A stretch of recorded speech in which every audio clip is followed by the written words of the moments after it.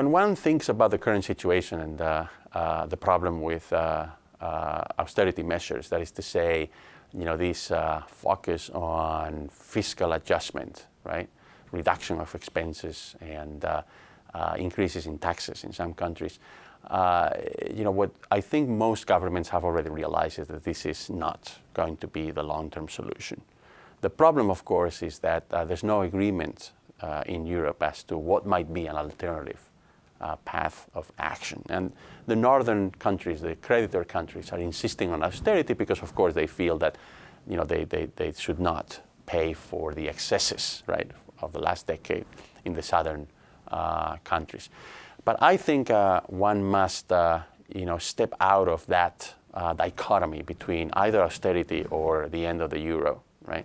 And I think there are intermediate paths of action that have not been tried. And I'm not the only person proposing them. But one of them is to ask the European Central Bank to accept a slightly higher rate of inflation. Why would this help? Well, this would help because, as you know, inflation tends to reduce the debt burden, right, in real terms. So if you maintain inflation, let's say, 0.5 percentage point higher than what it is now over the next 3 or 4 years, that's going to help countries such as Spain and Italy, which are really, the countries where the future of the euro is going to be decided, right? So these two countries could benefit immensely for that. But the second point that I would like to make is that the method by which you increase inflation, right, by a few, tenths of a percent, also would matter a great deal. So I wouldn't do it with quantitative easing, with another round of QE, this time in Europe, not here in the United States. The way I would do it is by asking the Germans to increase wages for their workers above productivity increases, right? That would be inflationary. That would reduce German competitiveness, granted. But hey, it would also weaken the euro a little bit. And a weakening of the euro is going to help German exporters, right? A weakening of the euro is also going to help Spanish or Italian or Greek exporters. Okay, so you get that benefit. But you get another benefit. If the German population has more money, right, because their wages have increased, right, they're likely to buy more goods and services. They're gonna save some of that money, but they're also gonna consume more. And of course, they will consume more German goods, they will consume more Chinese goods, but they will also consume more goods and services from the European periphery. They will go on vacation for a longer period of time. They will spend more money. They will buy more Spanish and Italian goods as well.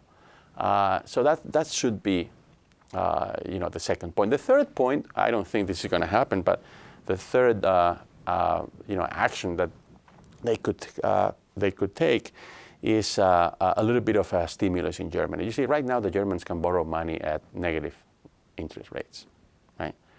So, there's things that the German government would like to do. Maybe they want to build some piece of infrastructure here, or they would like to invest more in education or on R&D. They should do it. And that fiscal stimulus in Germany, sure, it will come with a little bit more inflation, but that's going to help not just Germany, but all of the other countries that trade with Germany as well. The problem, of course, is a political one, which is that it's very difficult to persuade the German public and the voters in several of the other creditor countries that they should accept a higher inflation. Because once again, inflation helps those who, owe money, but it does hurt the savers. It does hurt the people who are creditors.